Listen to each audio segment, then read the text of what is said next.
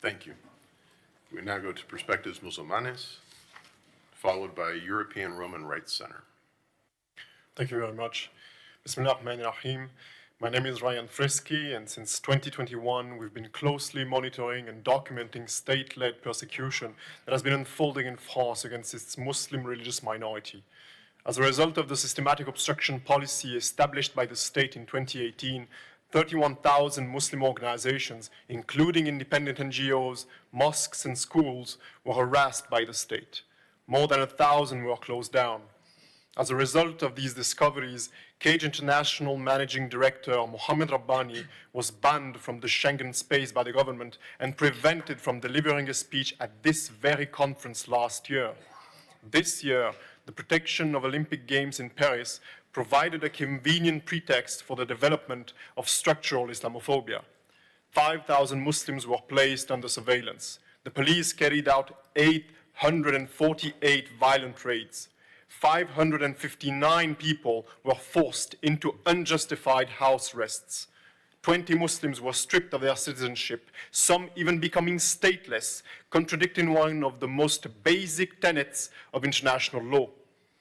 Respected religious leaders were either exiled, like Abdul Rahman Ridwan, or removed from office, like Imam Ismail. Of course, the repression that I've been describing flourishes in the background of the live-streamed Islamophobic and anti-Palestinian genocide.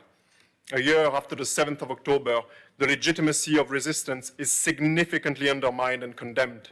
European states' policies are aligned with the Israelis' genocidal agenda and operate with the intent of manufacturing consent to Israel's international crimes. The French Republic endeavored relentlessly to enable the Zionist regime, supplying it with hundreds of thousands of munitions. Using the large and effective infrastructure of the state, expressions of support for Palestinians are silenced. Gatherings and protests were outlawed for months. Political expression remains policed, and Muslim voices in particular continue to be dehumanized and criminalized for their support of Palestine.